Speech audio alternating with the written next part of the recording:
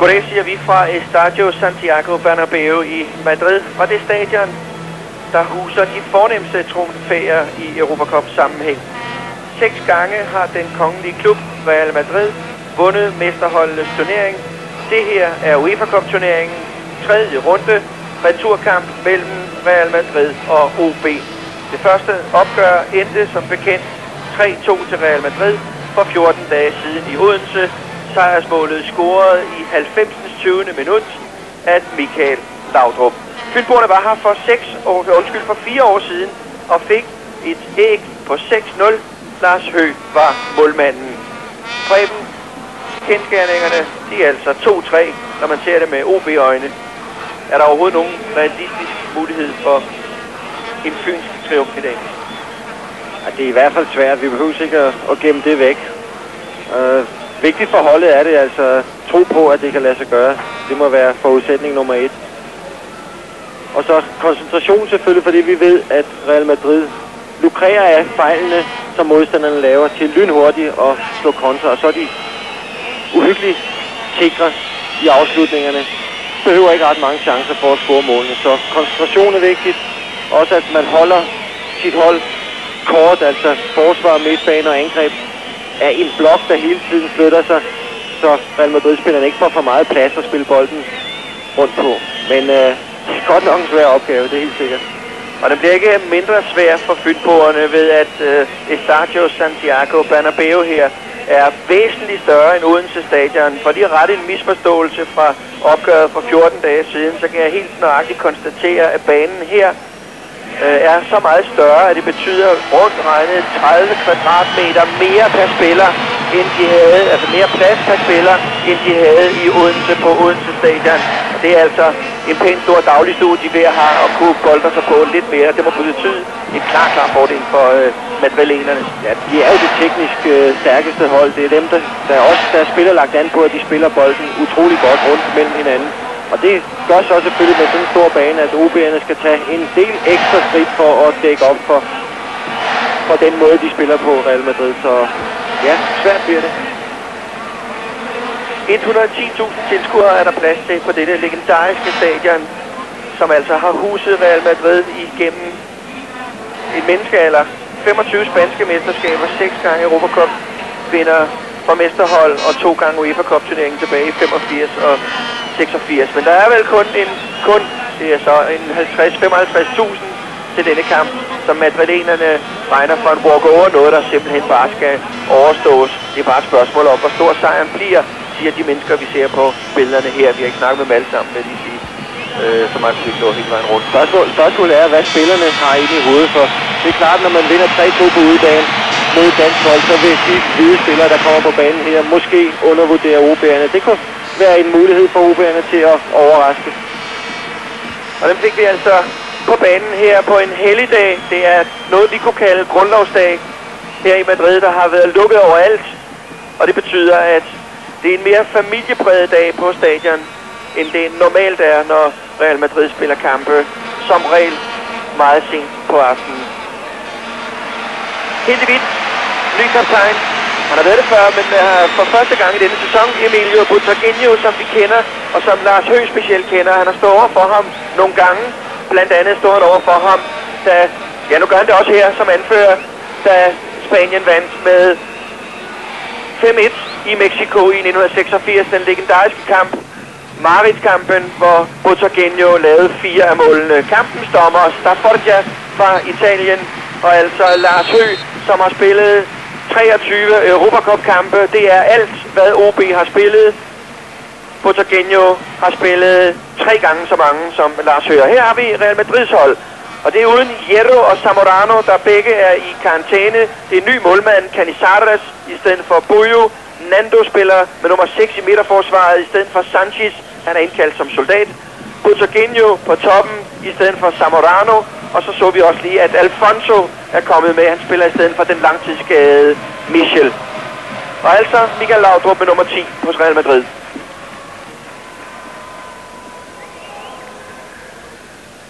Et stærkt hold og en meget, meget bred trup, de har til vel 24 spillere, der er nogenlunde lige stærke, har madrilenernes træner argentinske Jorge Valdano. Her har vi OB's hold, og en, synes jeg, regulær overraskelse, det er ud fra nummer 9, Ulrik Petersen, der spiller i stedet for den løbestærke Morten Bisgaard. Han sidder på bænken med en lille lysken forstrækning. Ellers kan jeg fortælle, at Carsten Detlefsen med nummer 8 og Jens Milvang med nummer 7 vender tilbage i forhold til opgøret for 14 dage siden. De var begge i karantæne, og det er en klar forstærkning af det fynske hold. Et hold, som har et meget stærkt løbepensum og er fysisk helt på toppen i hvert fald. OB'erne. Spørgsmålet er, hvor meget det rækker til her. 2 ligger der helt i front hos OB'erne, nemlig nummer 10 Alfons Charmi, nummer 11 Jes Torup, men ellers så skal vi altså vente et aggressivt fynsk hold. Det er i hvert fald det, Kim Brink har lagt op til, og det er hans eneste mulighed. Jamen altså, Kim Brink har helt klart sagt, jeg er ligeglad om jeg tæver 3-0 eller 4-0, men vi skal i hvert fald forsøge at vinde den her kamp stort nok til at gå videre. Hvilket altså betyder, at han vil risikere lidt også, og jeg synes, det er fornuftigt. Og kendsgerningen er, at intet dansk klubhold på noget tidspunkt har vundet over et spansk i en af de europæiske turneringer på spansk grund. AGF har været tættest på. De spillede 0-0 i Barcelona i 1988 i UEFA Cup-turneringen. Her er vi altså på slutningen af 1994. Real Madrid helt i hvidt, angribende fra højre mod venstre, og med nummer 9 Amavisca. Michael Laudrup nummer 10, og igen Amavisca. Første forsøg, og 34 sekunder spillet. Amavisca, der scorede det ene af de 3 mål mod Fynboerne for 14 dage siden. Han har et forrygende venstreben og en meget driblestærk José Emilio Amavisca. 7 mål har han lavet i den spanske liga.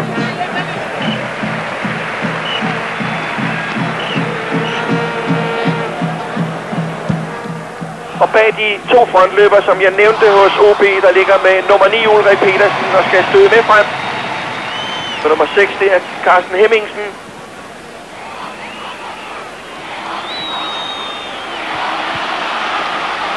Som adrenalinsk kontra bygget op omkring den meget teknisk stærke fodermester. Nu havde han godt nok en kikseaflevering her, argentinske Redondo. Han spiller med nummer 5.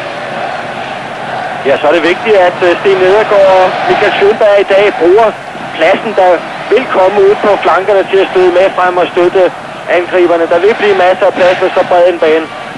Luis Enrique med nummer 3. Han var på tale til at skulle spille den højre midtbane på det, skal kalde diamantformationen hos Real Madrid, efter at veteranen Michel blev langtidsskadet med et overrevet korsbånd i lørdags. Og det er blevet nummer 8 Alfonso, der ikke har spillet en hel kamp i 11 måneder på grund af diverse skader, som altså nu har fået den mulighed.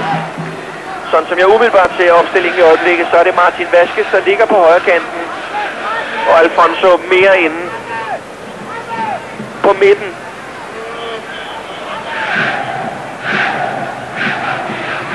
Sammen med nummer 7 Botagueño. Men bevægelige er de meget i deres midtbane spillemønster, med Michael Laudrup som den offensive i formationen. Og så ellers en Martin Vaskes, der sådan er mere bevægelig rundt i systemet, løbemønstret. Det er Michael Schönberg. Og så kommer den nye målmand, Canizares. Han er også landsholdsreserve fra Zubizarreta, og har blandt andet været det kan vi vist godt huske, da vi spillede i Sevilla sidste år. Zubizarreta blev udvist, og han har også været det i en enkelt kamp under VM-slutrunden i USA. Men ellers har det været Bujo, der har stået. Canizares har kun stået imod Moskva i UEFA Cup-turneringen tidligere i denne sæson. Og så altså her ingen ligakampe. Nu får han igen muligheden. Luis Enrique i kamp med Sten Nedergaard. Amavisca kommer derud. Og Schönberg giver første hjørnespark til Real Madrid, der har spillet 3,5 minut.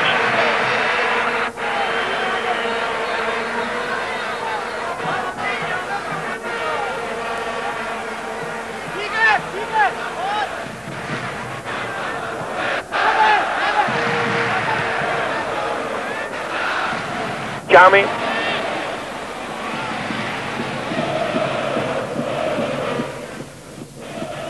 Og jeg synes, det er tydeligt allerede i de første minutter, hvor langt fremme på banen OB er trukket for os. Europabold, der generer Real Madrids opspil. Det igen selvfølgelig gør, at da forsvarerne jo følger med frem, at der bliver utrolig meget plads i ryggen på OB's forsvar. Her en dejlig aflevering. Og god åbning på venstrekanten. Charmi og Jes-Torup forsøger at løbe formation ind på midten, eller i position. Det er godt. Madrilensk midterforsvar bygget op omkring nummer 4 Alcorta, landsholdsspilleren, og nummer 6 Nando. Han spiller sin første kamp i øvrigt i denne sæson. Nando.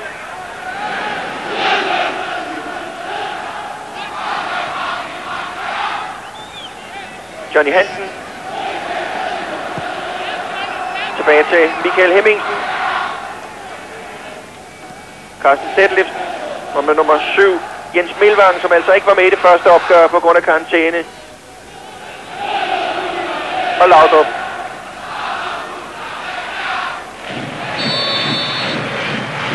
Og som i det første møde for 14 dage siden mellem de to klubber, så er det altså OB's Carsten Hemmingsen over for Real Madrids Michael Laudrup. Luis Enrique. Amavisca. Og igen så vi et eksempel på hans forrygende driblekunst, og hvad er det inde på midten? Butragueño.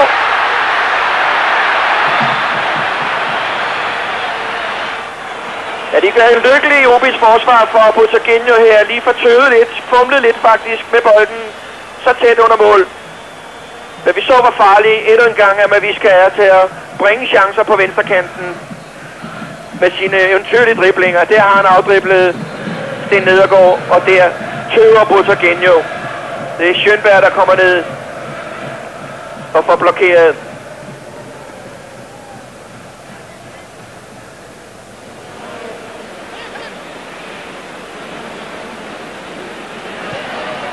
Og det er et frisk forsøg fra godt og vel 2/3 ude på banen fra nummer 9 her, Ulrik Petersen. Laudrup, Amavisca, Luis Enrique.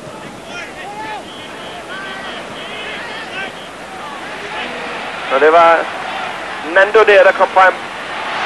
Og så er det Laudrup, og Laudrup alene med Lars Høgh. 4 OB på jagt. Butragueño, og den fortsætter. Alfonso på højrekanten.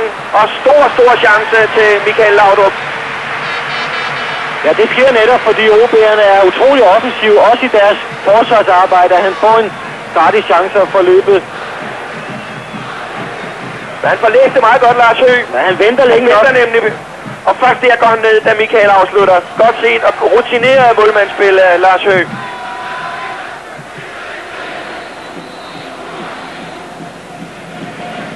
Men igen et boldtab, og Real Madrid er lynhurtigt op i den anden ende og har en chance. Det lever de altså meget på, at modstanderne laver en fejl. Ulrik Petersen.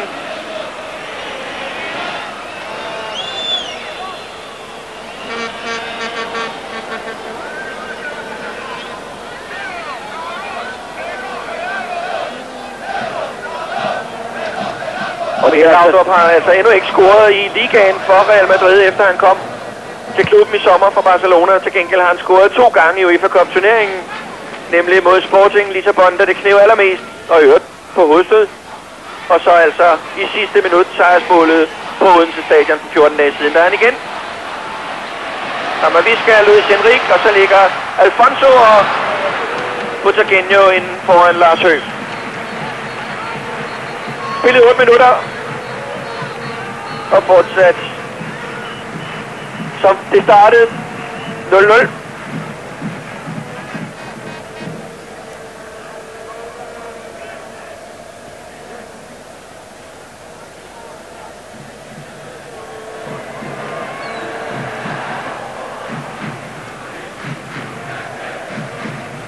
Og jeg synes, det er en højre side hos OB, der har mange problemer.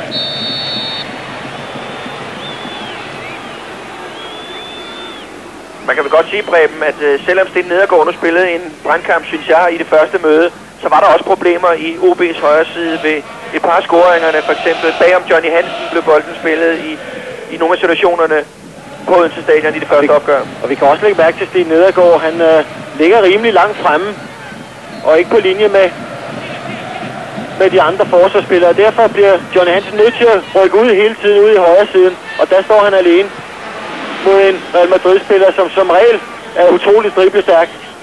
Og vi har set et par gange, hvordan de kommer forbi ned til baglinjen.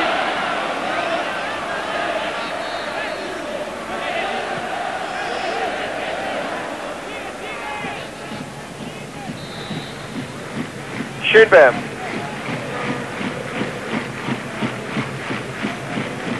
Jens Milvang. Ulrik Petersen. Johnny Hansen. Og de får svært ved at komme af med den. De har lagt sig rigtigt nu. Stillet sig rigtigt. Madrilenerne. Og der kan de så erobre og slå en kontra. Bær Michael Hemmingsen på Tarquinho. Carsten Detlefsen. Og ude på venstrekanten. Schönberg, der kalder på den. Det bliver stedet Jens Milvang.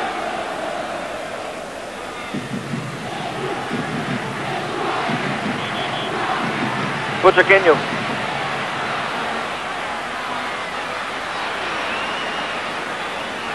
Det er Nedergaard. Og det er en alvorlig sag for Charmy at skulle arbejde med sådan bold der. I billedet 31-årige Tarquinho, som på et tidspunkt faktisk var afskrevet i Real Madrids bruttotrup, men nu altså er kommet tilbage og så sandelig over det hatten også blev anfører. Den normale anfører, Michel, blev altså langtidsskadet. Michel, der havde overtaget anførerværvet efter Sanchez, som altså er indkaldt til militæret. Men hvad med det? Så Johnny Hansen, men lige ud til Alfonso. Godt set reagerer Lars Høgh i kassen.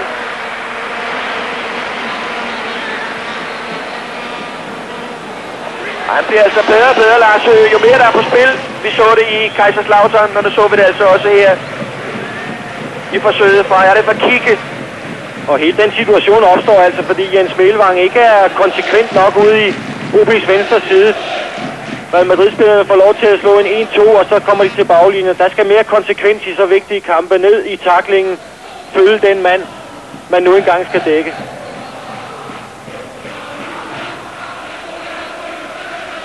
Redondo.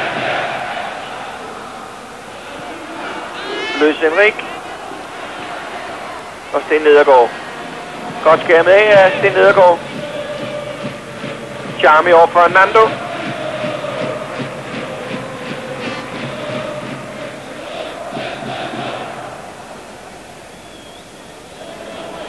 Og så tror jeg, at det mange OB-spillere er i gang med at lære, eller i hvert fald så langsomt kan føle på kroppen, det er, at de her hvidblusede spillere, de er altså 20-30% bedre på hjemmebane.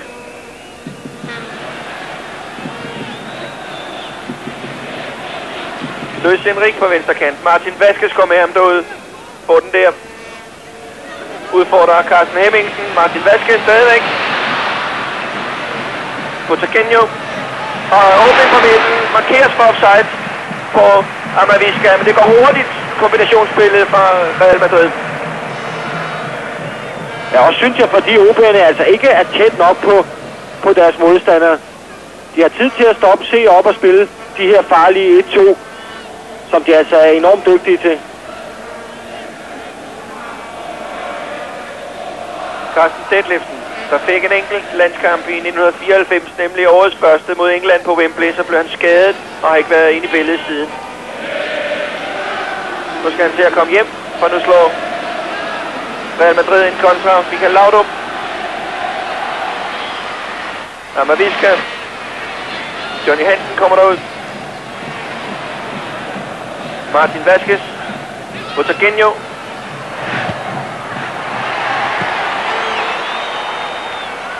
Og godt spil mellem Carsten Hemmingsen, Ulrik Petersen og der Jes Torup, men så viser den og tilbage i Real Madrids fødder.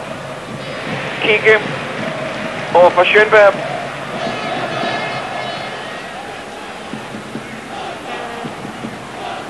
Redondo. Luis Enrique. Laudrup til over. og Ulrik Petersen. Muligheden for en OB-kontra. Charmy udfordrer Alcorta. Han er meget teknisk stærk, Alcorta. Ja, det OB har brug for nu, det er at få en chance eller en god afslutning, så man trods alt tvinger Madrid-spillerne til at være lidt opmærksom bagud. I øjeblikket har de for meget. Ja, Amaviska. Stadigvæk Amaviska. Han skal vinde på op. Martin Vazquez kommer til. Det er for let spil fremad.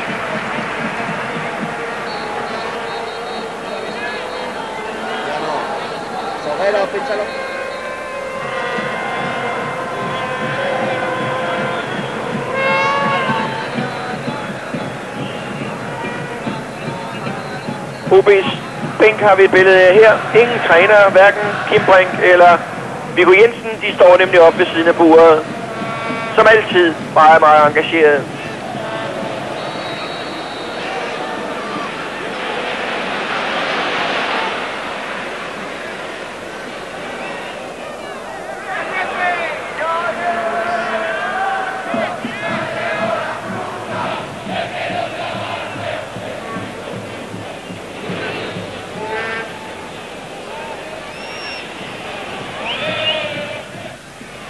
Kike. Laudrup. Og så kommer Alfonso der.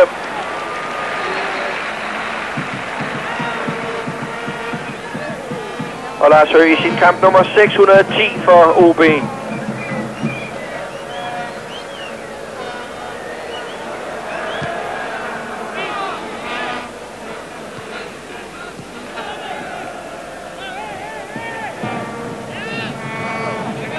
Johnny Hansen, Ulrik Petersen.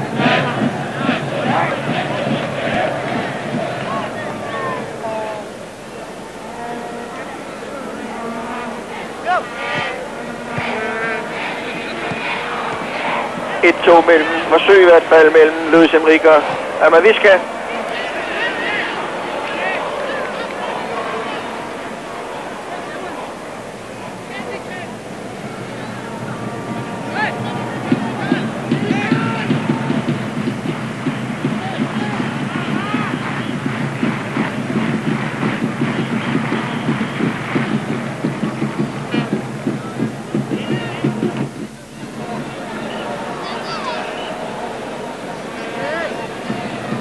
Butragueño.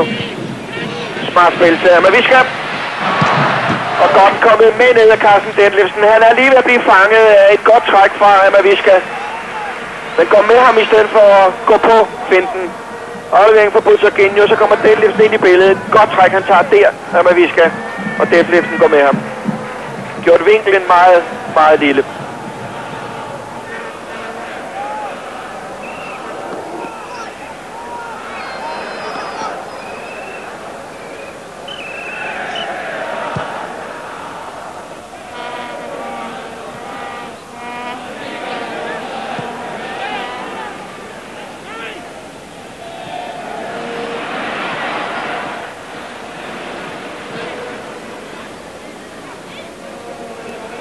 Det er Nedergaard. Han har masser af plads på højre kanten. Det er Nedergaard, men de skal ikke søge væk fra ham. Der må nogen ud og assistere ham. Det gør Charmy der.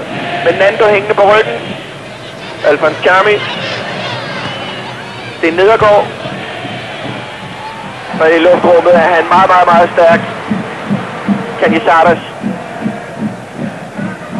som er kommet til Real Madrid fra Celta før denne sæson, men altså har haft svært ved overhovedet at få lov at stå mellem stængerne. Og her så vi også god bevægelse fra Charmy.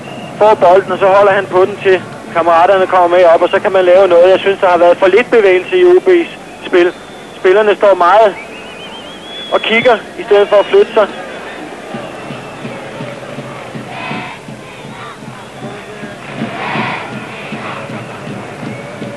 Og der er jo plads at løbe på. Der er meget. Her har vi Kim Brink og Viggo Jensen, som vi faktisk kender dem. To af dem, der har været med til at indføre stepdansen for danske fodboldtrænere.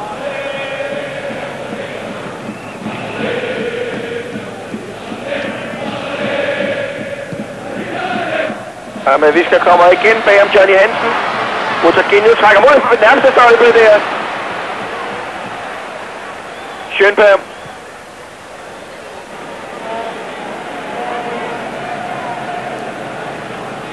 Og de har store overlevelsesproblemer, som man kunne have frygtet det her i begyndelsen. De første 19 minutter Fynboerne.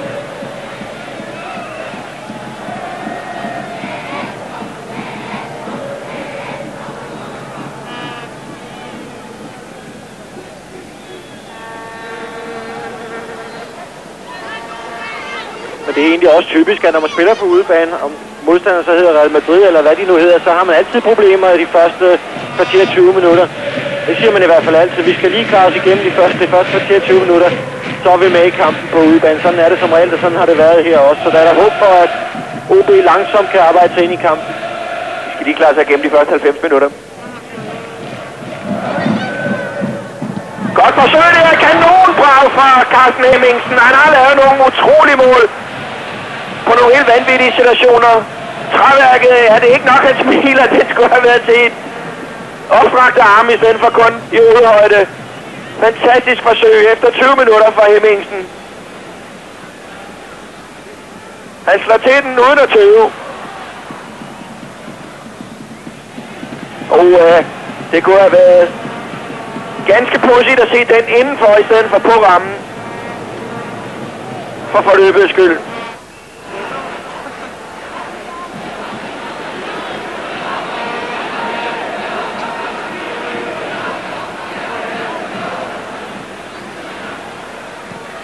Smart spil fra Butaquinho til en Alfonso i offside-position. Men det må give bøde på tanden i hvert fald fra OB'ernes side. Helt givet. Ja, så fik Real Madrid lige pludselig noget at tænke på. Så vi efterlyste i starten, hvis OB kunne komme op og få afsluttet.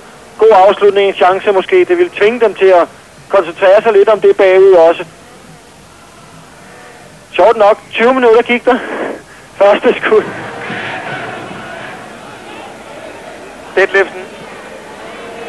Johnny Hansen. Og så kommer derover Schönberg. Charmy trækker i fri position inde på midten bagom Nando. Og langt indkast fra Michael Schönberg.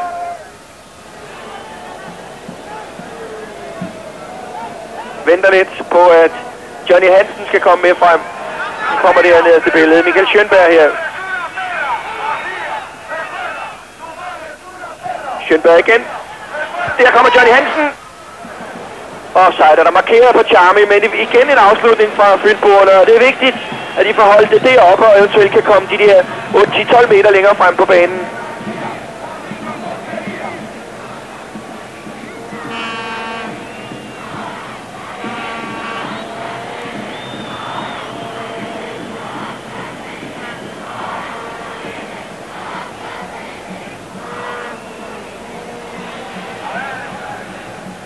Og jo mere der sker af den her slags, og jo mindre Real Madrid får ud af deres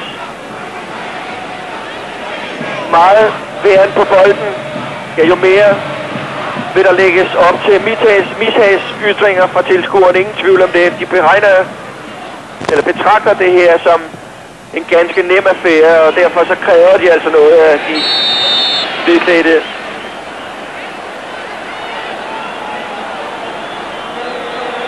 Der er markeret for offside.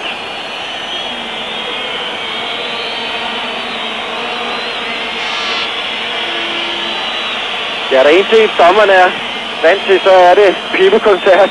En italiener kan ikke ryste sig de her små tilskuertal.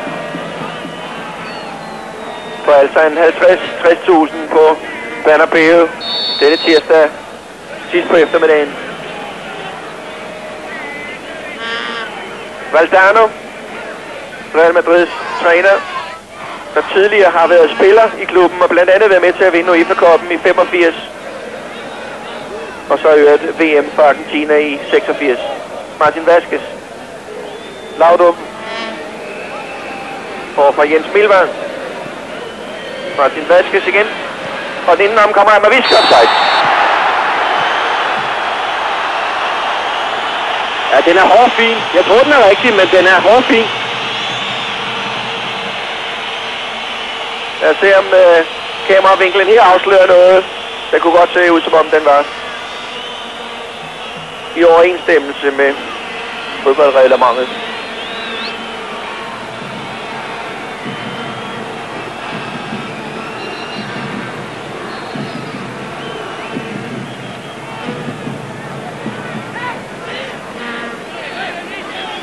Hemmingsen.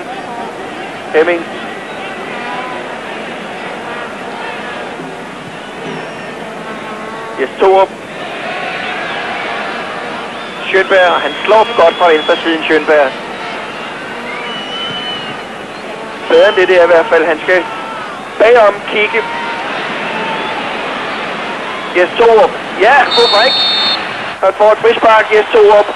Og det er også et frisk initiativ. Han er inde og udfordrer Real Madrids midterforsvar med det der lange træk. Den lange dribletur, han vil forsøge sig der ind imellem dem. Og bliver så hægtet af Alcorta. Og der er jo altså en Carsten Hemmingsen og en Michael Schönberg, som begge to har et formidabelt drøn.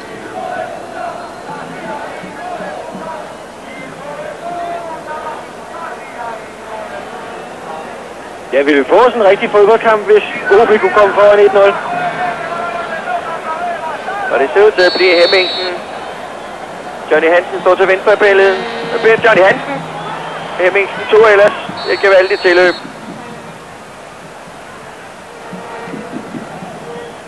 Men offside inde på midten, inde omkring. Eller bag faktisk Real Madrids forsvarsmur.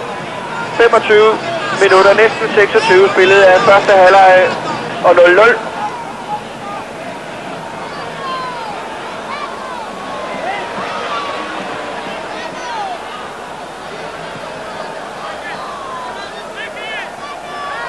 Martin Vasquez over for Ulrik Petersen.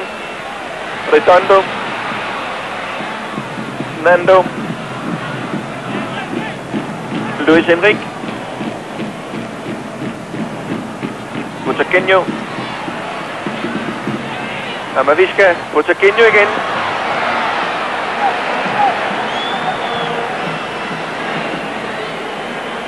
Og Charmi sendt på udfordring. Og han skubber. Ja, det kan han også. Han skal bruge sin krop. Han er på udebane, han bliver nødt til at forsøge. Han ligger meget isoleret deroppe.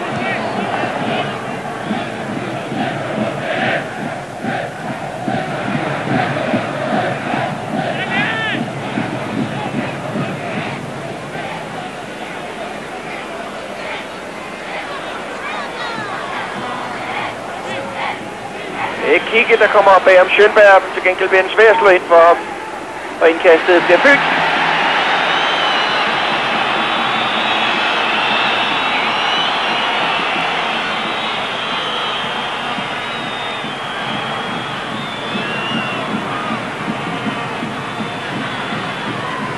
Laudrup.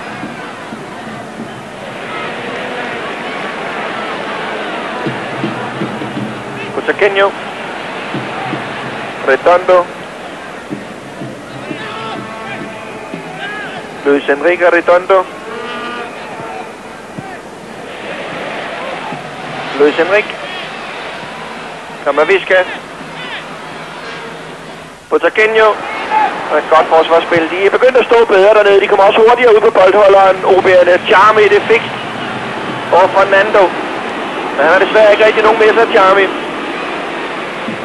Til at række en hjælpende hånd.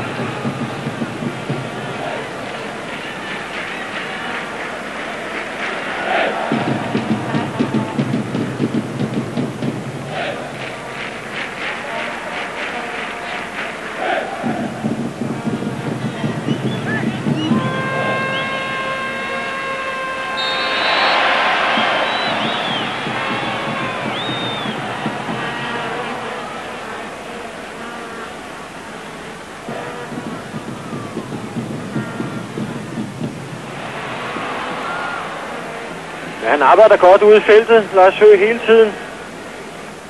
En situation, vi så mens med de blå øjne her i hvert fald, mens I så gentagelsen af Charmis hands.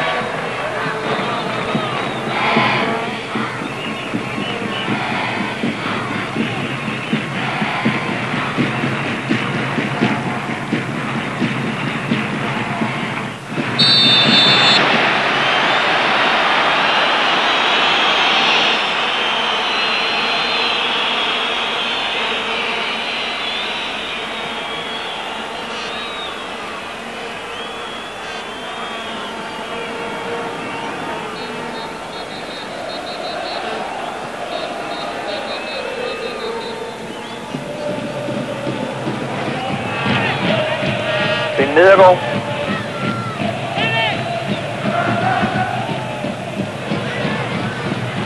Redondo og Amaviska.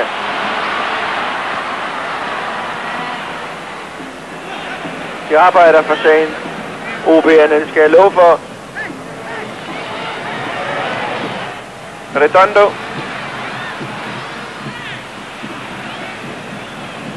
Så har de altså en mulighed med lidt mere præcision i afleveringerne, når de skal spille kontraspil. Laudrup og siger lige farvel til Ulrik Petersen.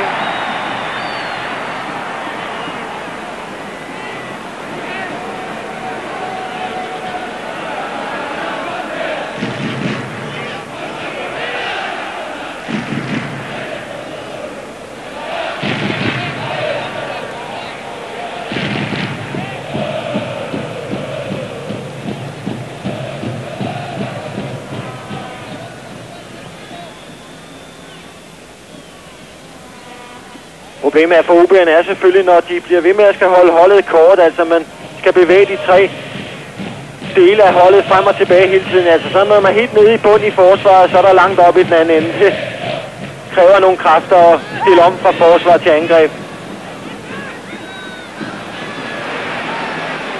Men de prøver på at gøre det meget fint, Real Madrid. Lidt løs, synes jeg, indimellem. Og så begynder de at spille mere igennem midten, som er godt for OB, for der står de godt.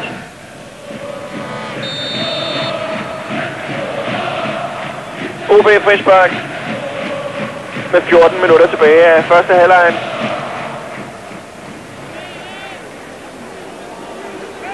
Og begået af Nando. Og nu sparker han Hemmingsen. Tror du ikke det? Jo, jeg synes, det ser sådan ud i hvert fald. Han tager Schönberg med ind som en venstrebens trussel. Hemmingsen altså øverst i billedet. Et stykke blandet mur. Og der er langt derind, Carsten Hemmingsen.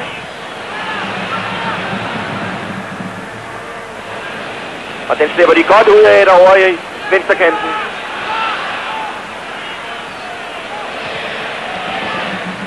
Detlefsen og Charmi klart offside, trukket af blandt andre Amaviska.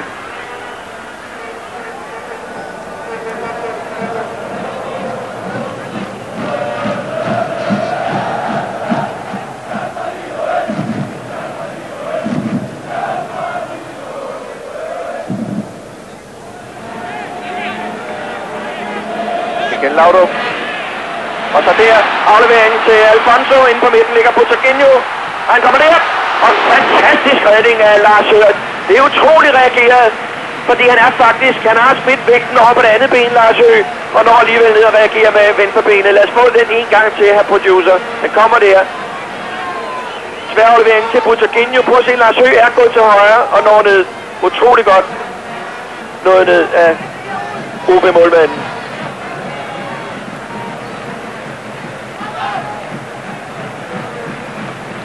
Butterginho igen. Og Schönberg giver hjertesparket over i venstresiden.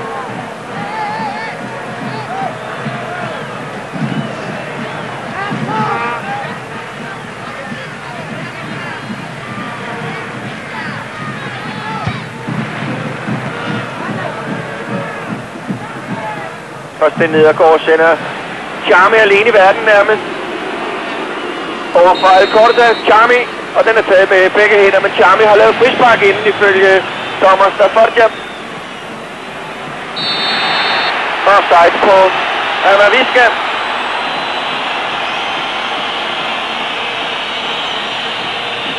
Og det der sker nu, det er også sådan lidt frustrationer, både tilskuermæssigt og spillermæssigt, at nu begynder man at brokse over en hel masse kendelser hos madrilenerne, fordi det endnu ikke er lykkedes dem at få hul på bølgen.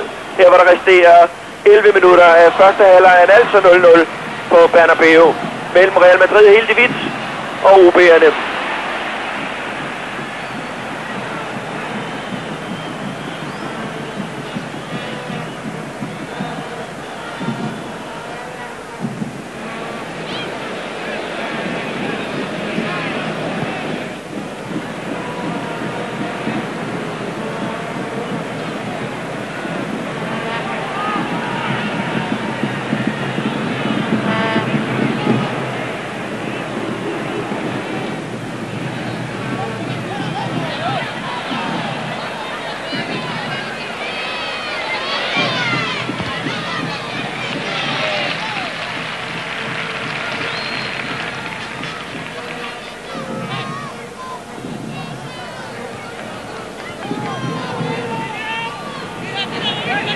Luis Henrik, der fører bolden lidt tilbage over mod Kike. Laudrup ligger ud, eller slår Martin Vazquez ud på højre kanten. Laudrup der.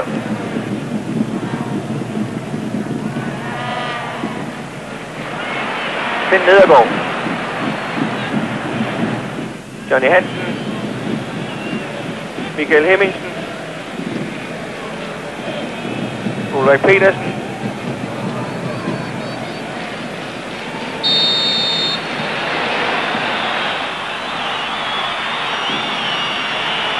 Og det er Kike, de er ude efter OB'erne. Kike, som der var meget diskussion om før denne kamp. Skulle han spille, eller skulle han ikke spille? Mens Ulrik Petersen ligger her, fik Kike en advarsel, og nu er det i hvert fald med garanti sikkert, at han har 2 i alt. Man mente, at han fik sin advarsel nummer 2. Vi mente det også i den første kamp i Odense, men det viste sig, at han ikke tidligere i UEFA Cup-turneringen havde fået nogle advarsler. Nummer 2, Kike. Men det var pressemeddelelserne fra de fynske arrangører, der sagde, at Kike her havde en advarsel i forvejen. Det har han altså ikke, men nu fik han en her.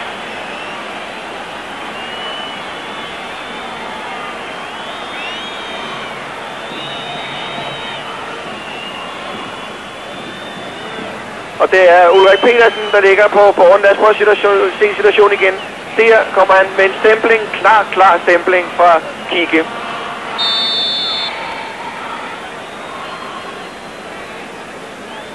Og kampens første advarsel i øvrigt. Ja, lige lovligt igen langt udefra. Nu skal der altså sparkes.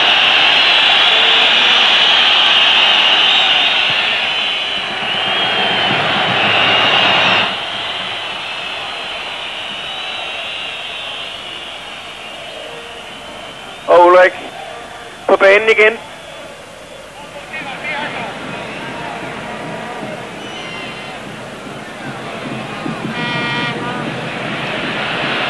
Han må løbe tilbage på Serginho ganske enkelt for at komme ud af offside-fælden og få den neutraliseret på det nærmeste. Michael Laudrup på Serginho, og så kommer Ulrik Petersen og får presset ham. Laudrup igen. Han har Amaviska på venstre kanten. Laudrup, og trækket bliver for langt for ham. Og igen, det takler de altså ganske udmærket i øjeblikket i hvert fald, fynboerne. Ulrik Petersen. Ja, her er problemet altså, at de 2 OB-angriber trækker ind mod midten begge 2, i stedet for at blive ude, så man kan åbne spillet. Og Ulrik Petersen får på den måde ingen plads til at lægge en aflevering eller til at gå selv. Nedergaard Charmy, og Charmy gør sig lidt bred igen.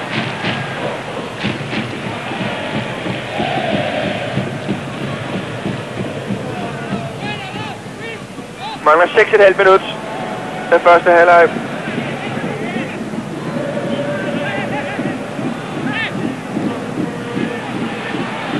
Serginho.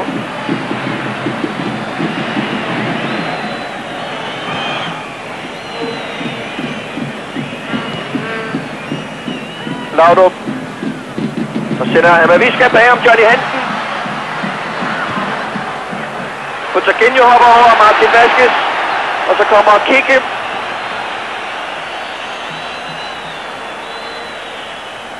Men ikke så effektfuldt for Real Madrid, når de er inde omkring feltet. Og godt set af Lars Høgh.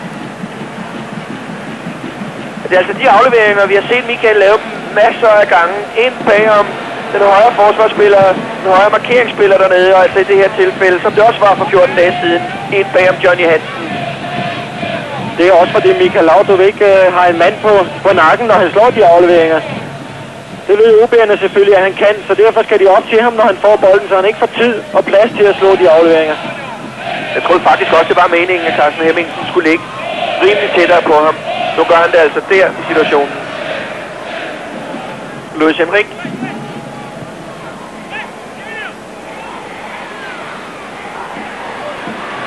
Fremad, vi skal få frispark. I kamp med Michael Hemmingsen.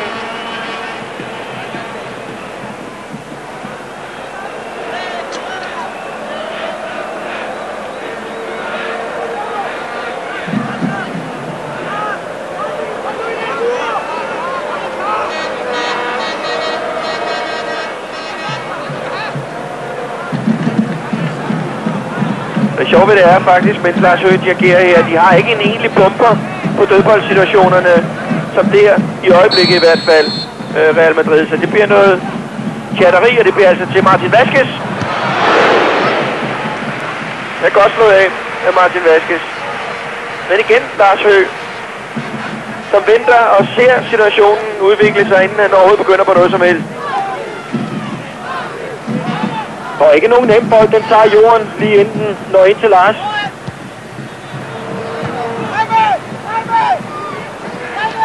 Martin Vázquez igen.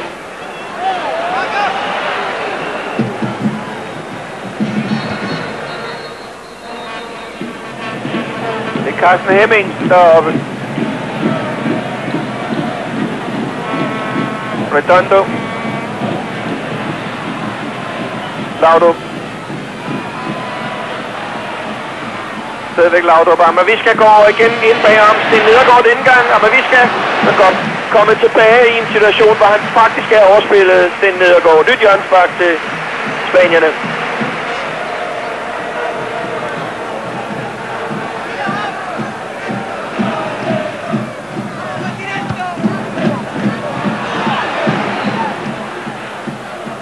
Og Nando, der var i luften.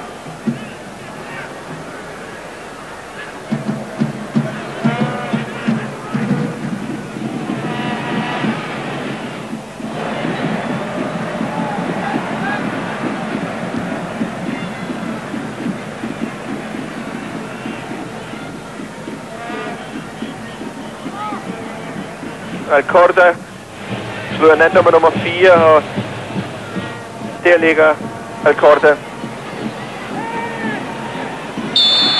Og klar frispark af Michael Hemmingsen på Alfonso.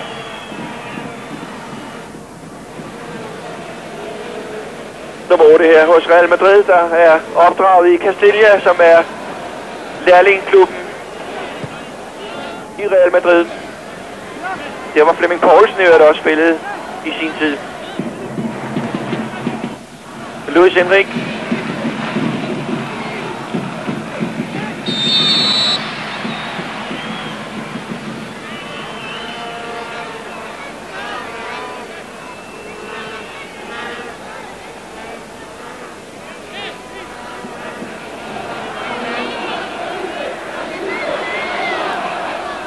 Og det er argentinske fødder fra Redondo, der skal sparke frisparket der. Butragueño, men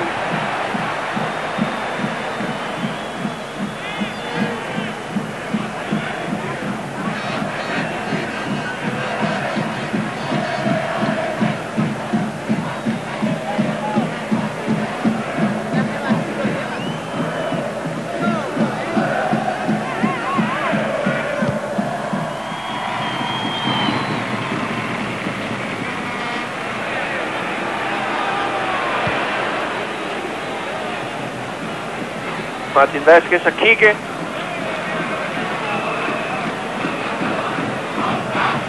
Laudrup. Redondo. Og vi har taget hul på første halvlejs sidste minut. Luis Enrique over for Johnny Hansen. Og så smækker han venstrebenet, men i en meget presset situation. Den lever dog endnu for madrilenerne. Schönberg kommer gudskelov på tværs. Laudrup. Og det er Laudrup igen, og en klart frispark begået af Carsten Detlefsen, som får en advarsel på frisparket på Michael Laudrup. Og mens vi gør klar til det frispark på Eben. Men første halvleg, der er ved at æbe ud. Uden scoringer. Forløbig i hvert fald, altså 0-0. Ja, jeg vil sige, at lidt held og en god, fantastisk god Lars Høgh har reddet OB-1. Jeg synes, at forsvarsmæssigt gør de deres bedste, men en gang imellem glipper det, og det har de altså gjort flere gange i første halvleg, så har Real Madrid store chancer. Fremad er det ikke blevet til så meget. Et enkelt langskud, som havde fortjent en bedre skæbne, men trods alt for lidt, hvis man ser på, at man skal vinde 2-0. Men de gør, hvad de kan. De kæmper, og de løber, og det er en stor opgave, en svær opgave for dem. Og så har vi altså set en Michael Laudrup i nøjagtigt det humør. Martin Vázquez forsøger sig i nøjagtigt det humør, som vi ser ham i oftest, når han spiller for Real Madrid. Med de afleveringer der splitter forsvaret, altså et bagom markeringsspillerne, og så har de en meget hurtig mand, specielt i venstre siden i Amaviska, der har kunnet udnytte det, i hvert fald til at skabe chancer inden for en kasse.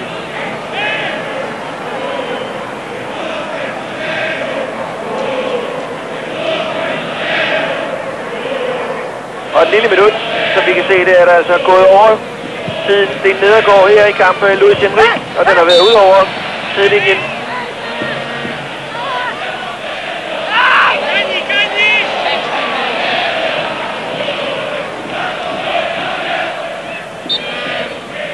Og slut på første halvleg. 0-0. Real Madrid helt i hvidt. Og vi er i gang med den anden kamp i UEFA Cup-turneringens tredje runde mellem Real Madrid og OB. Og det var Schönberg, der var trukket med frem.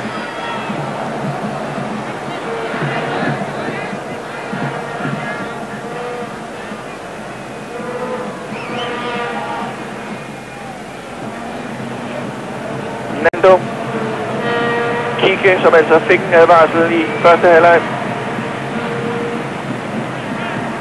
Nando igen.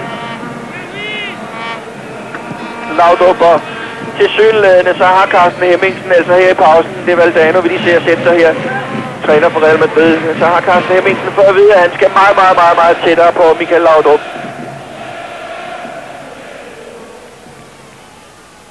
Og det er han.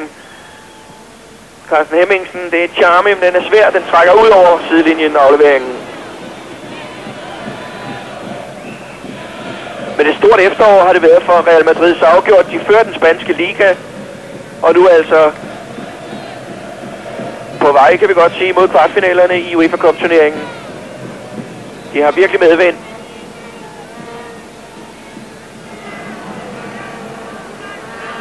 Og så snakkes der om, hvis skyld det er, der er en række nye tiltag, blandt andet nummer 5 Redondo og træner Valdano, begge kommer fra Tenerife, og så er der manden her, nummer 10, Michael Laudrup, der kommer fra, som vi ved det, Barcelona, som har spillemæssige vanskeligheder offside. Store spillemæssige vanskeligheder i øjeblikket, både i turneringen og i Champions League. Og det har fået kritikken til at virvle rundt i Katalonien, hvor blandt andet udtaler Barcelonas hollandske spiller Ronald Koeman i dag til flere aviser, at årsagen til den spillemæssige krise i Barcelona er, at klubben solgte Michael Laudrup. Charmy, eller fra de at gøre det rigtigt, at Michael Laudrup valgte at forlade Barcelona, da han ikke kunne blive enig med dem. Rent styringsmæssigt, spillemæssigt. Det var Milvang, der sender den aflevering ind til Jes Torup, Amaviska og Laudrup med Hemmingsen. Han kommer ubesværet elegant væk fra ham. Redondo. Laudrup igen.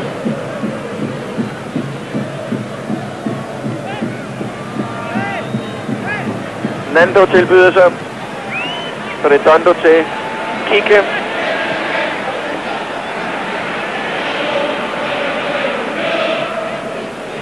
Og så opstår der en fejl i OB's forsvar. Det er Alfonso, der tøver.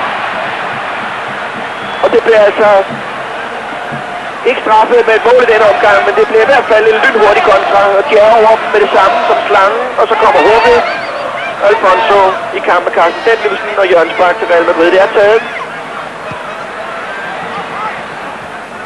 Martin Vázquez, Butragueño. Og det er altså det her, der koster, at man hele tiden skal være opmærksom nede i forsvaret. Man har brug for alle mand, for de spiller godt i de små kombinationer Real Madrid. Og så er der, som sagt, lang vej op i den anden ende, hvor OB er tvunget til at komme op, hvis de skal gøre sig forhåbninger om at komme videre. Og det må være målet. Målet i sig selv kan ikke være, at man sørger for ikke at tage for stort, for eksempel. Der må satses. 6-0 tabte OB altså for 4 år siden på denne bane. Men der lå de faktisk til nedrykning fra første division Fynboerne, og de havde 5-6 skadespillere. Men 2 af dem, der var med, var Lars Høgh og Sten Nedergaard. De er på plænen i aften også. Martin Vázquez forsøger sig.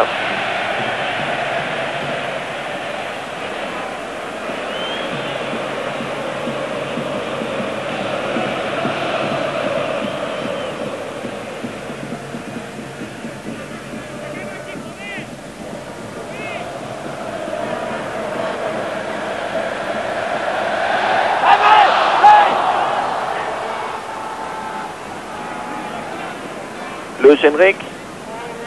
Amaviska. Laudrup over for Sten Nedergaard.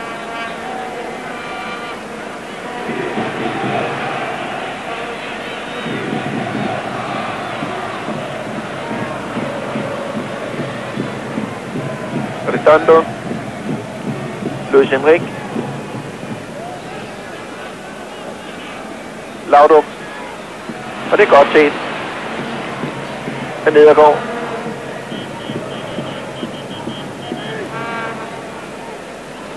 Melvang. Og så er der åbning på højre kanten, der kommer Nedergaard. Og dengang er de mange inde i feltet, og så falder afleveringen desværre ikke med luft nok under. Amaviska.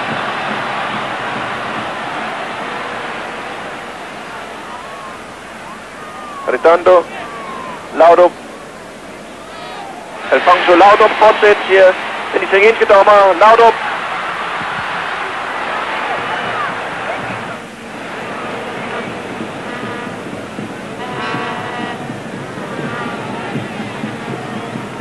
Charmy kommer derinde.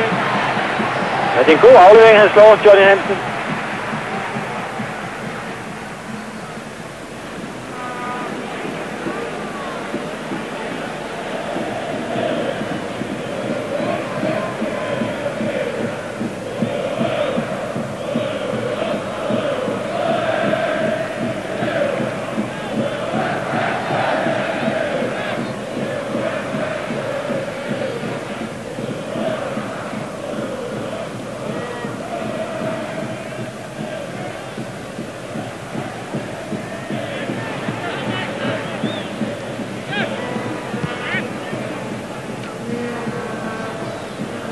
Nando og Laudrup, de har jo spillet sammen i Barcelona, og det er en god aflevering, den der. Det er Alfonso, der er på spil på højrekanten.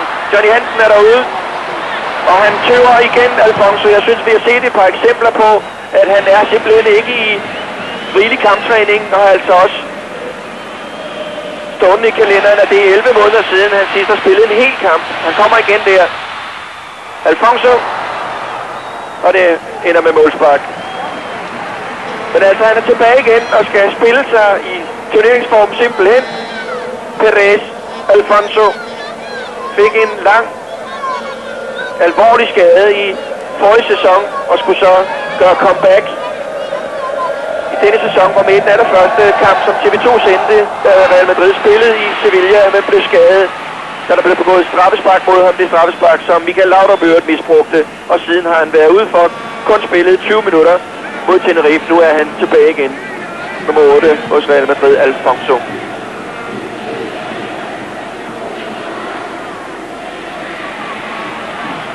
Charmy har det svært.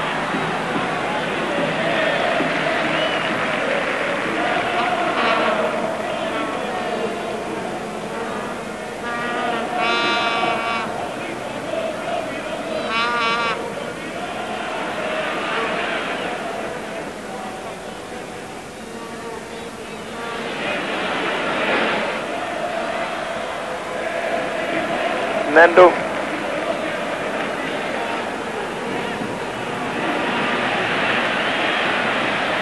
Redondo. Og Luis Henrik.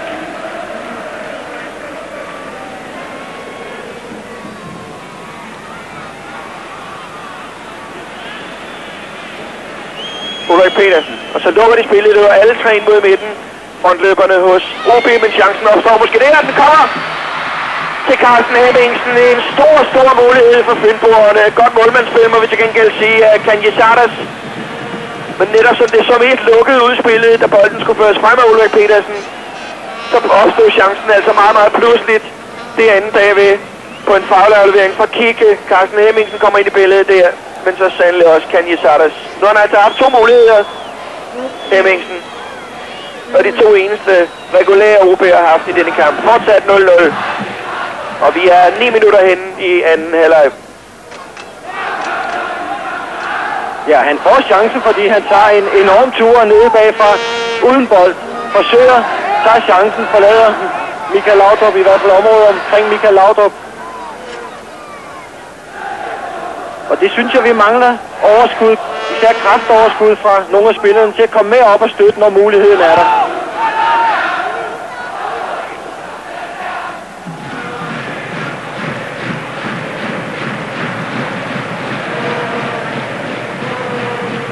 Og det er slet ikke til at tænke på, hvis OB skulle komme foran 1-0. Hvad der ville ske med Real Madrids hold. Om usikkerheden ville smyge sig ind, og en vild satsning måske kunne. Der er Hemmingsen igen, og Charmy. Der er så lidt, der skal til. En chance. Og straks ser man på banen med det samme, at OB'erne tror mere på det. Laudrup sendt til tælling yderst i billedet, er nu glidt lige udenfor, og derfor bolden også sendt udenfor. Det er Carsten Hemmingsen, der er derhen.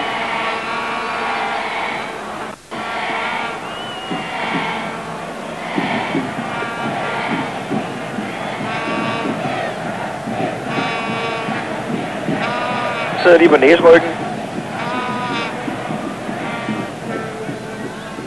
Kamp med Johnny Hansen og Hemmingsen. Det er Hemmingsens albu, han får på næseryggen, Michael Laudrup.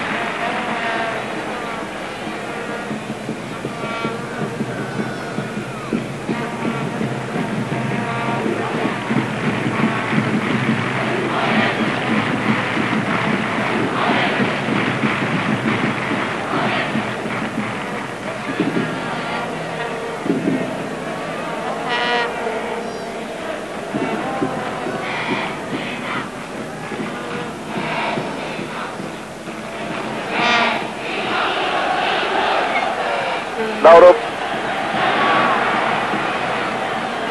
Martin Vasquez.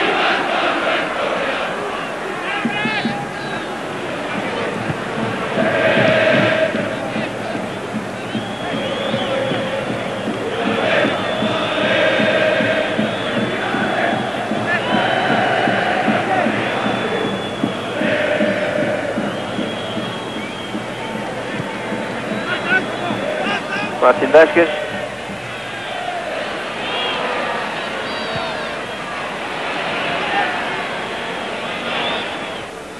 Og det er Schönberg, der tager en tur på venstrekanten.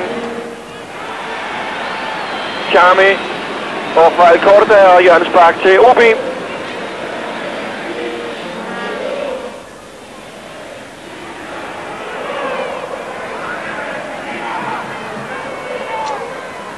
Michael Schönberg, der scorede til 1-0 mod Real Madrid i Odense, og det bliver sendt ned af Nando. Milvang og Ulrik Petersen ude ved hjørnesparket. Og det var netop statistikken i hjørnespark, vi så med 0-0 på scoringstavlen.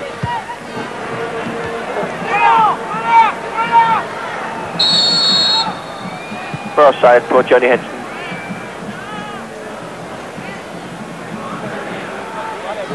Valdano går klar til udskiftning hos Real Madrid. På bænken har de Chendo, Sandro, Milja og Dubrovski.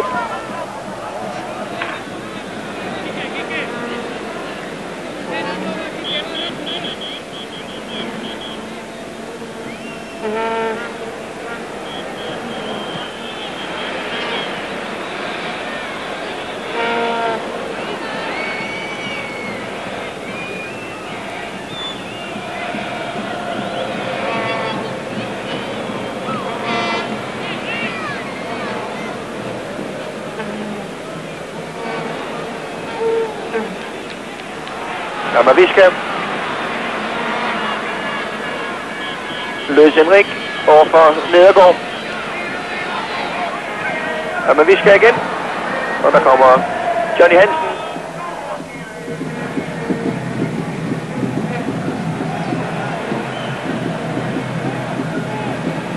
Laudrup.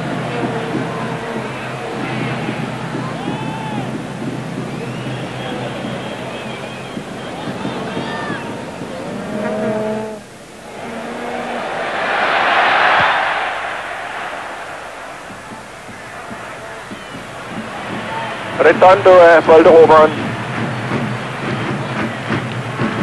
Løs Henrik. Amavisca.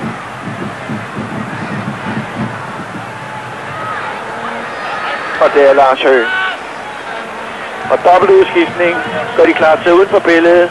Real Madrid.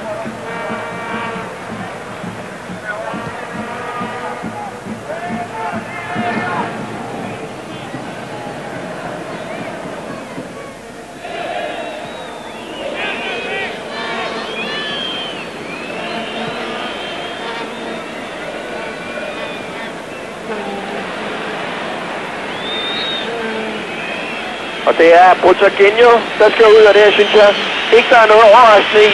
Bortset fra, at han er udnævnt som anfører i kampen mere, men det har altså absolut ingen betydning.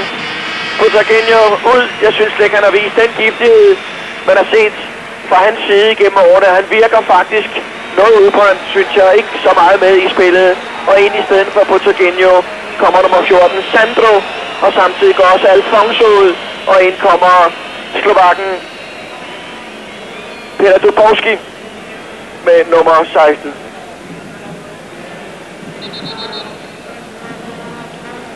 Men de mangler en decideret skarpretter, som for eksempel Zamorano, kan man godt mærke, Real Madrid. Ja, så synes jeg, at OB gør det bedre i anden halvleg. Jeg synes, de har bedre fat i forsvaret, og så får de også nogle flere folk med frem, når de erobrer bolden med frem og støtter angriberne.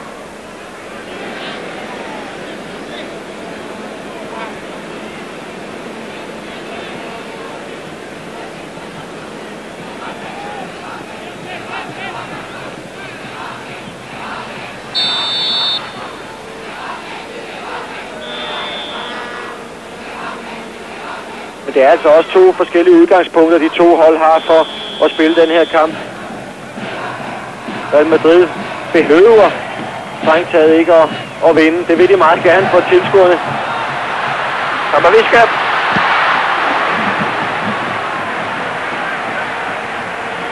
Men alligevel holder Real Madrid også rigelige folk med tilbage. De behøver ikke at risikere for meget, mens OB jo skal både passe på bagud og have nogle folk med frem og få afsluttet.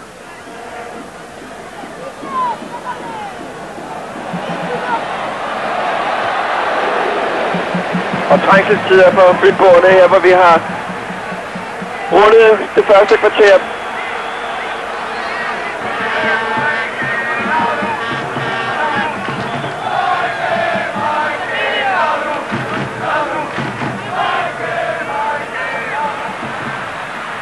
Redondo.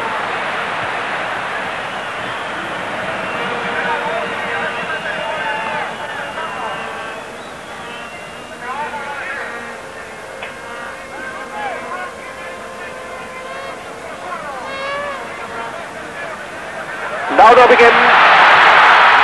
Og det er ellers noget, der ligner meget nogle af de situationer, vi også har set ham i før, hvor han så smider den, følger den ind i det lange hjørne. Lars Høgh var til gengæld ved fjerneste stolpe, havde set det, kender Michael Laudrup. Han spiller en god 1-2, og det her med Amaviska kommer væk igen bag om Johnny Hansen og det lange hjørne. Men altså stadigvæk 0-0. Men det er en nydelse at se det tempo-skift, der sker i den her situation. Michael tager 3 hurtige skridt op i fart og spiller 1-2 afleveringer og hurtig afslutning. Jes Torup er gået ud hos OB, og ind er kommet Jesper Hjort. Knægten, 20-årig knægt, der scorede til 2-2 i det første opgør i Odense. Et herligt mål fra Jesper Hjorts side.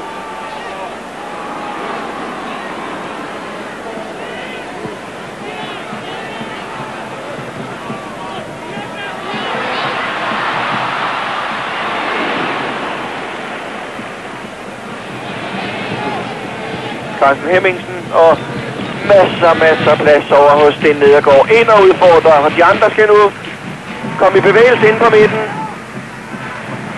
Ulrik Petersen. Og frispark til Schönberg, og det er igen Kigge derude med riven.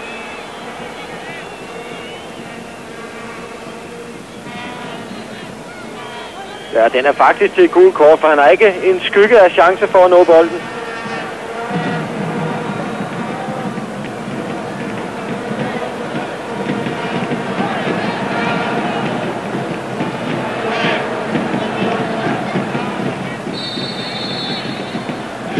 Det er Schönberg og Carsten Hemmingsen. Hemmingsen til venstre. Og det bliver Schönberg. Og det bliver Hemmingsen. Og det bliver Real Madrid kontra Amavisca. Et fornuftigt forsvarsspil hos OB'erne. Charmy over for Luis Henrik. Og det er rigtigt, at Charmy den der. Det er godt træk, han får taget sig. Det er faktisk elegant træk af Charmy ind foran Luis Henrik, så han faktisk kan invitere til et straffespark. Ja, han har også godt fat i ham.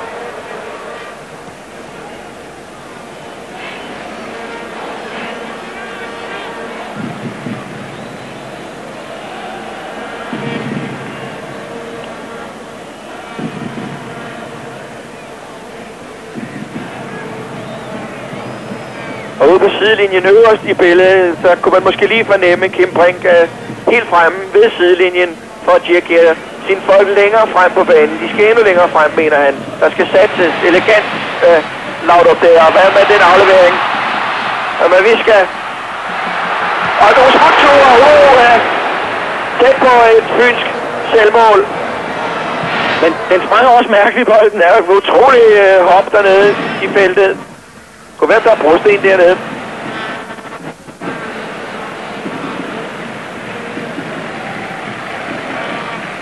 Sando. Laudrup. Der er utrolig mange lækre detaljer af det. Kom jo selvfølgelig altid, når man lige finder på at kommentere dem.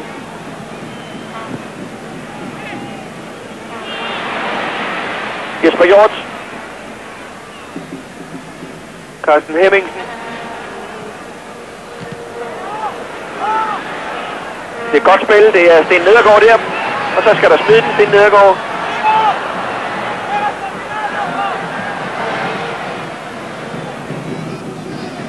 Det er Martin Vasquez.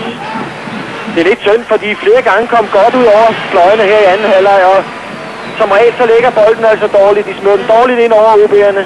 Det er lidt synd, for den her gang var de faktisk med fem mand med fremme og lå at vente ind i feltet. Åbning og frit spil for Laudrup.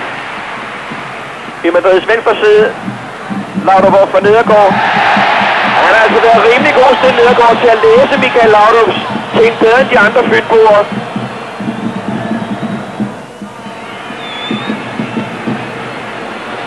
Og så er de 3 mod 2 faktisk Charmy. Og 4 mod 4 i situationen her. Men så går der til gengæld også lidt febrillet i det hele. Ja, der mangler lidt rutine, når pladsen er der, og chancen for kontraløb er der. Så synes jeg, der mangler lidt ro, lidt overblik.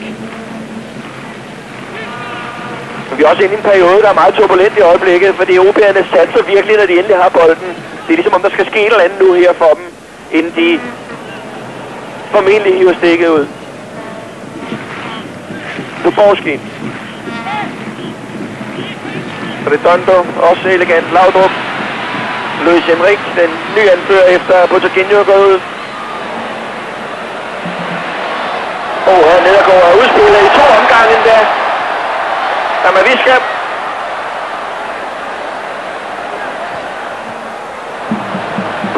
For den Nedergaard. Jeg håber ikke, han lider for meget svimmelhedsanfald. Redondo.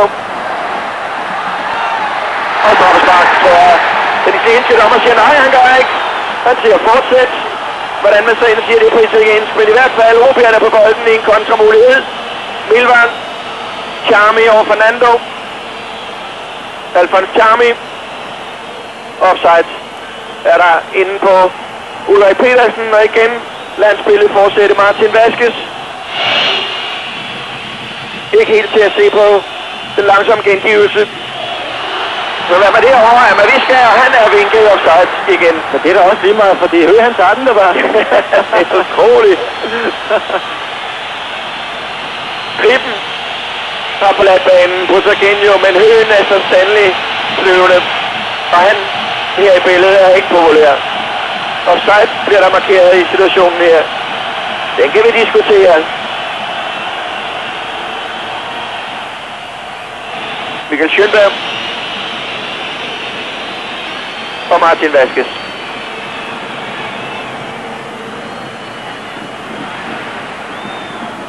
Alfons Charmi. Han var slet ikke klar over, tror jeg. Han havde faktisk en 4-5 meter på begge sider. Charmi.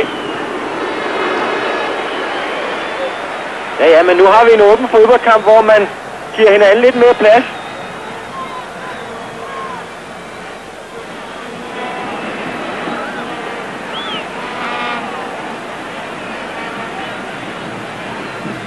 Sandro. Luis Henrik. Så kommer Sandro igen. Og godt, der kom langt tog fra Johnny Hansen der. Laudrup. Sandro. Og Laudrup bag om Johnny Hansen. Stadigvæk Laudrup. Lars Høgh lige ved at komme for langt ud, men han er til gengæld så vidunderligt hurtigt i sin opfattelse.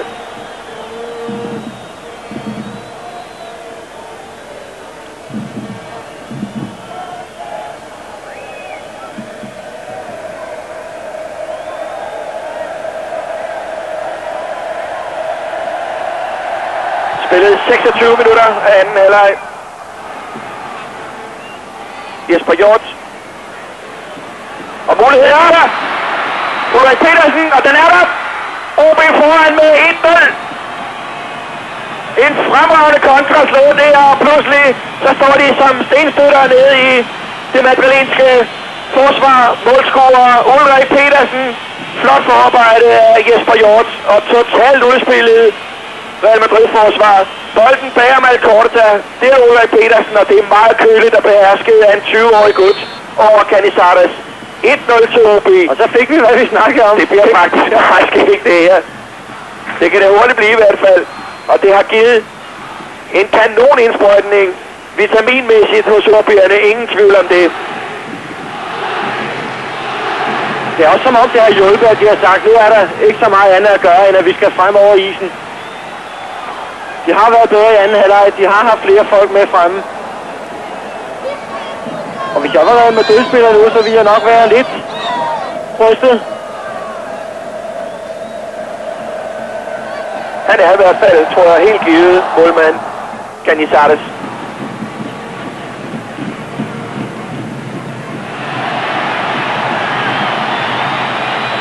Og de har fået nyt brændstof på. Schönberg og Milvang, den har jo været ud over sidelinjen ifølge den italienske linjevogter. Der er jo god tid. Ja, 17 minutter. 2-0 vil altså bringe OB videre. Altså, har man faktisk ikke tænkt på, men det ved det. Til forårets kvartfinaler. Og det vil sende chokbølger igennem den internationale fodboldverden, og i allerhøjeste grad her i Madrid. Sandro.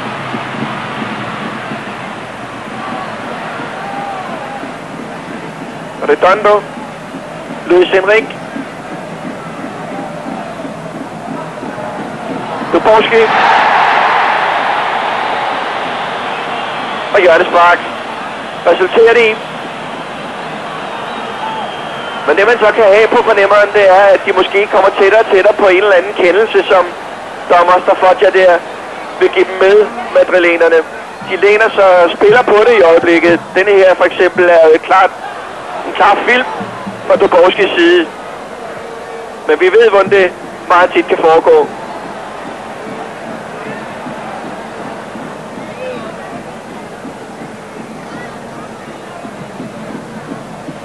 Kamaviska. Over for Johnny Hansen. Sandro. Og så Lars Høgh.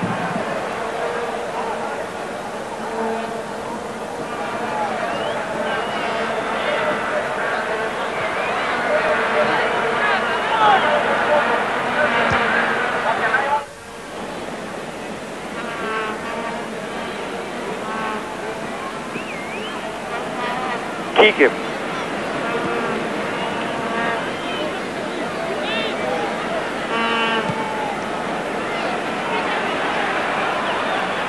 Sandro.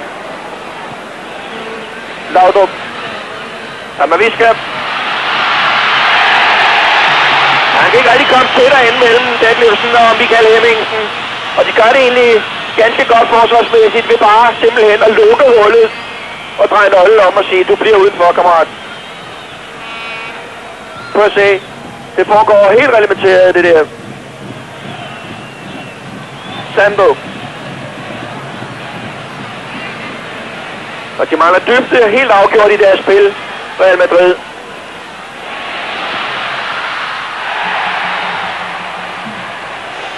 Et kvarter resterer der. Dubovski brokker sig. Og det er som om OB'erne får flere og flere kræfter. Jeg skulle lige til at sige det, fordi også flere og flere spillere. Det gør de selvfølgelig ikke, men de skifter en af dem ud og en anden ind. Ud skal Sten Nedergaard. Og herfra, hvor jeg står, hvor de vil sige, hvor jeg sidder, der kan jeg se, at det er Morten Bisgaard, den løbestærke Morten Bisgaard, der skal på banen.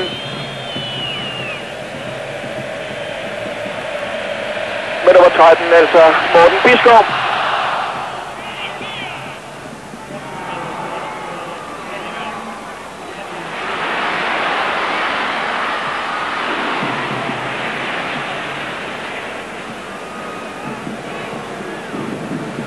Dejligt meget plads derude.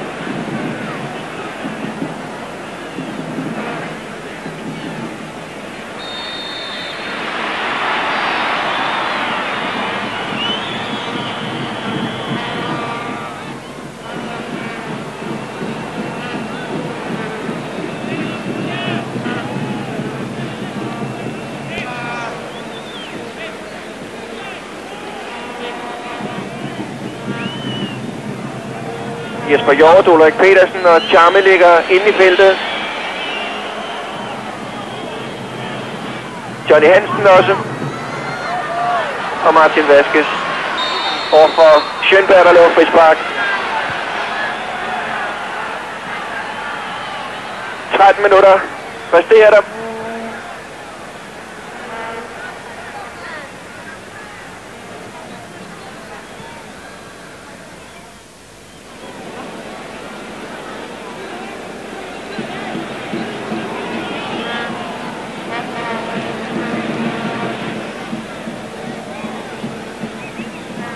Laudrup overfor Morten Bisgaard.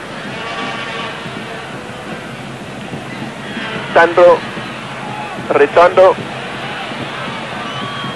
Og igen har de fået lukket godt af, stillet sig rigtigt i OB-forsvaret. Der bliver overhovedet ingen dybde i Real Madrids spil. Amaviska. Og så kommer Kigge der sammen med Lars Høgh. Og igen eminent målvandsspil fra Høgh.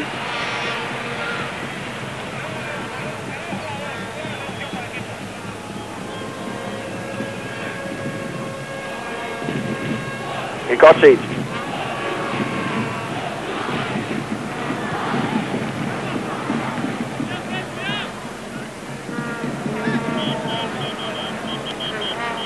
Luis Enrique, Laudrup. Sandro. Sandro den direkte vej. Hvem bremser ham? Ingen gør det. Her OB. Det gør Lars Høgh. Det gør han da. Det er verdensklasse spil for Lars Høgh, det vi ser derude. Det er lidt tyndt i forsvarsmæssigt. Han får lov at spacere hele vejen, Sandro, uden der er nogen, der overhovedet går ind og hilser på ham. Og så er Høgh, der er med Låns lange arm til gengæld. Godt Lars Høgh. Der står Hemmingsen, tror jeg det var, foran Høgh. Det er en lille forløb med den mand. Ja, kan de blive ved med at fange de angreber op, og så et enkelt mere.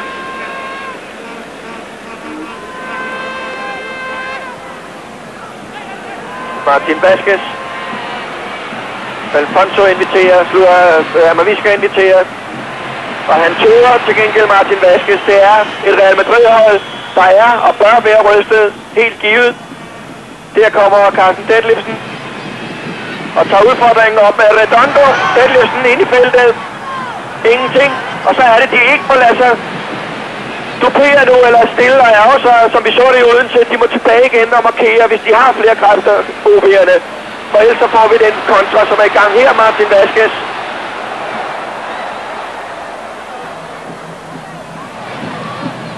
Og noget sløse, synes jeg nok, de tager på det, madrilenerne. Men vi så det specielt, da de kommer foran 2-1 i Odense, at OB'erne står for længe og tænker over en enkelt episode, er også over den, og så pludselig så har de altså slået kontraren og fået lagt låg på i den anden ende med et mål. Laudrup, elegant dribling igen for Laudrup, og frispark foran. Det er Carsten Hemmingsen, der får advarsel.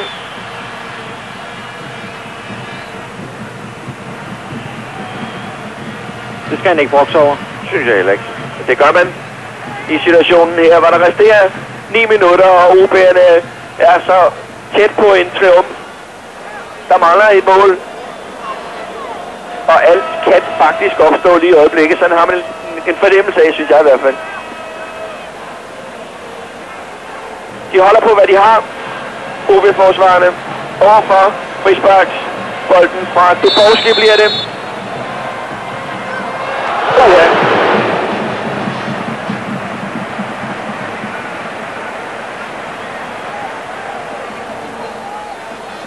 Ser ud som om den er ved siden af kassen. Og han tager ingen chance at høne. Den er lige snær på stolpen.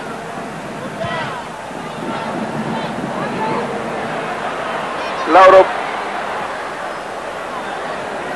Og det er ikke nogen andre end hvem ellers. Men man sidder næsten med følelse af, at det kan ikke gå galt, fordi alt hvad de har smidt mod OB's mål, det perlede af. Også med lidt held ind imellem.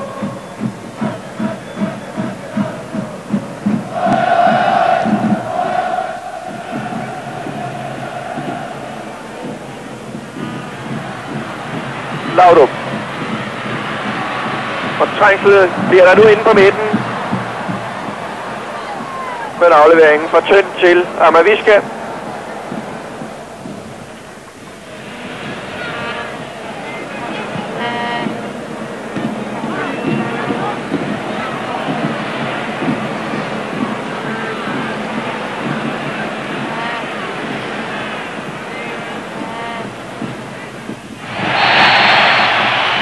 Nu er Michael Schönberg. Ja, han vil godt have uddelt et kort, Martin Vaske, så jeg tror også, han får overtaledommer. Der skal ikke meget overtagelse til. Han får gult kort, og det er helt okay. Michael Schönberg, tredje OB-advarsel. I denne ubarmhjertige indsats fra Fynboerne, og den er meget klar, den der. Og han slækker ned, han er en lille runde. Michael Schönberg. Martin Vaskes, Redondo.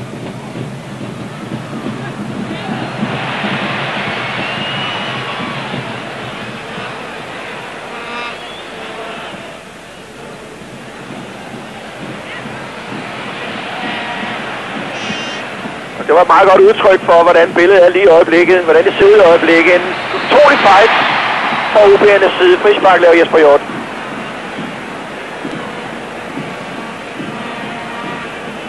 Ja, det har givet noget vægt at få ham ind.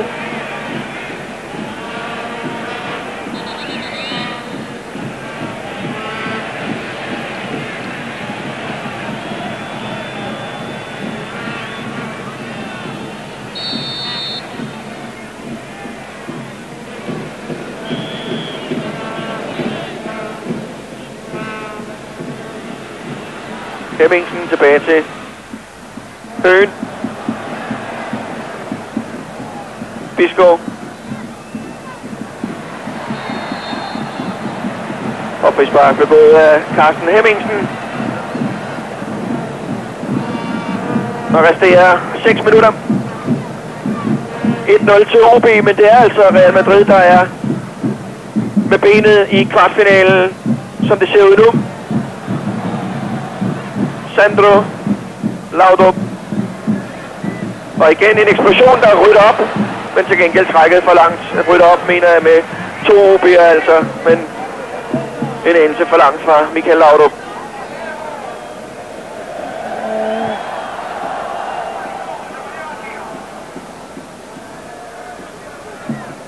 Jesper Hjort.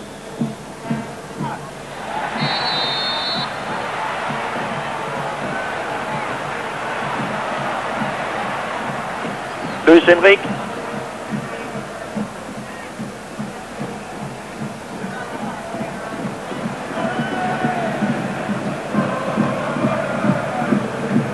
Og det er altså uanset hvilket slutresultat, der kommer ud af det her, guld værd for OB at have haft deres unge spillere ude i sådan en kamp her, hvor de kan samle så meget erfaring, som de ellers er over om at få i Superligaen. Ja, der er bedt om hjørnespark på den, og det må være fordi, at dommeren mener, at Kikkes tværaflevering rammer Schönberg på foden, for det er ikke Lars Høgh i hvert fald. Den rammer det op på bag, altså på bagstiveren.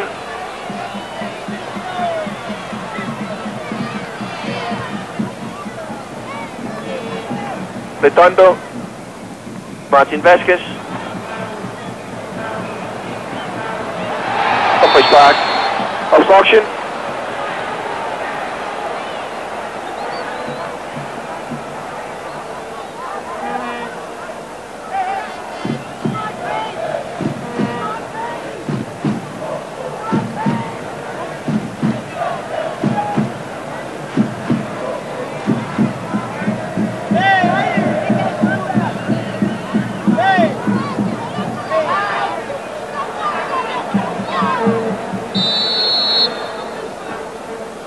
Martin Vasquez.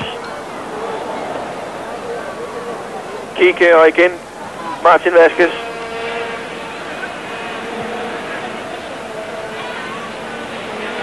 Redondo, Amaviska. Og her er der mange folk inde på midten. Alt for mange af de hvide. Charmy, Ulrik Petersen. Og så kommer Jens Melvang inden. Martin Vasquez får ryddet op for madrilenerne. Der resterer 3 minutter af en chat. Og altså fortsat 1-0 på det mål, som Ulrik Petersen lavede. Godt og vel et kvarter før tid. Og samlede altså 3-3 mellem Real Madrid og OB, men madrilenerne lavede altså 3 mål på udebane, og det tæller godt. Det skipper i kassen.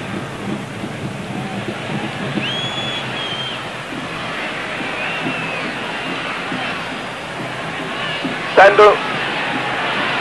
Småspil bliver det. De har pakket sig derinde. OB'erne. Luis Henrik. Sando igen. Amaviska. Luis Henrik. Og Lars Høgh. Og jeg ved godt, vi kan ikke bruge det til ret meget, Preben, men man kassede er også over det sidste minutsmål, som Michael forlavede i Odense til 3-2. Det er altså en væsentlig diff. 2-2 og 2-3. Når man går til en returkamp. Ja, nu er det svært at sammenligne, så havde udgangspunktet også været et andet her i Madrid.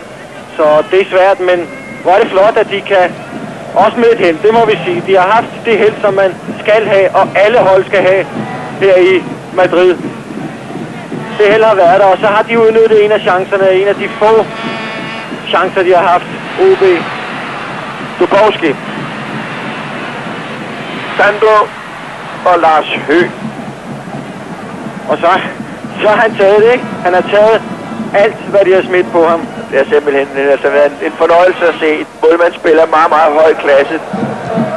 Der er sådan lidt julemand over det her, ned gennem skorstenen, og så fik vi, altså så var han så flink, at han simpelthen har uddelt pragtpræstationer på stribe. Lars Høgh. Amaviska med Carsten Detlefsen. Og han er alene deroppe, Amaviska. Nu kommer de. Det var Laudrup der, og der lå en Dubovski længst væk. Og 1 minut, siger stopordet, som vi har her foran os. At de cifre der er altså desværre ikke nok til at sende OB videre, men de fortæller, de er printet, de er tatoveret ind som en meget, meget stor præstation.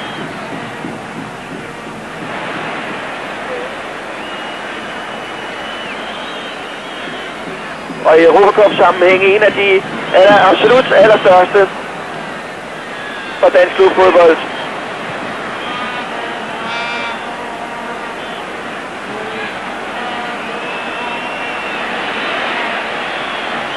Laudrup og Amaviska kommer indenom og er klart offside.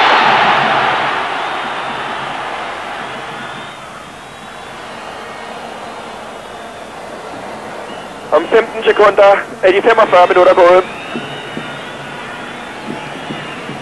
For vores vores skyld, for OB's skyld, man nu godt lægge 5-10 minutter til. Dommer Staffordja. Men gør det næppe. Der har ikke været de store afbrydelser. Ulrik Petersen målscoren derovre og indkast. Og der skal kastes alle mand frem i slutfasen her. Ingen diskussion om det for OB'erne. Det bliver langt indkast fra Michael Schönberg. Johnny Hansen kommer med ind i feltet. Hemmingsen er derinde. Og nu er de fleste madriliner også inde i selve feltet for at få ryddet op. Muligheden der. Og det er igen, vi spiller på lidt tilfældigheder, som kan afgøre det hele. Og gjorde det desværre ikke. Dubowski. Sandro. Overfor Michael Hemmingsen. Fortsæt.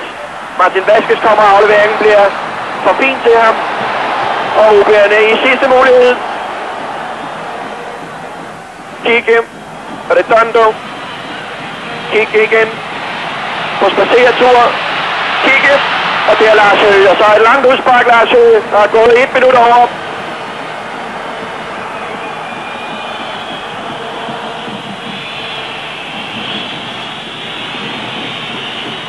Michael Schönberg. Stadigvæk Michael Schönberg. Og så skal den ind i feltet, og det kommer den der. Jesper Johnsen er muligheden igen. Ja! OB er videre! Tror godt, jeg kan se Morten Bisgaard har der fundet. 1,5 minutter over tiden for Morten Bisgaard.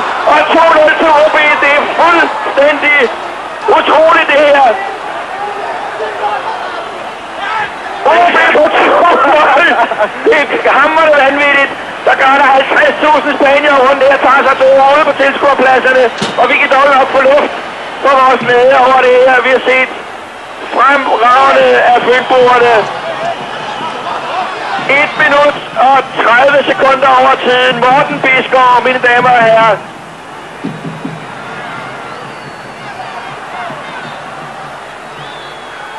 Og slutfløjtet har lyttet fra Staffordja, den italienske dommer. Valdano kan godt skynde sig ned og gemme sig ned i katakomberne under Bernabeu. Pullerne flyver ud over for tilskuerpladserne. Preben, det her, det er helt uforståeligt. Ja, det er fantastisk. Det er helt utroligt. Jeg ved ikke rigtig, hvad jeg skal sige. Jeg tror ikke på det, fordi OB var spillet ned i store dele af kampen. Men i anden halvleg, der kom de længere frem på banen. Der satsede de noget mere, og så har de hælet også. Og det lige meget, hvor meget held de har, så det er helt utroligt alligevel. 2-0 i Madrid. Eminent.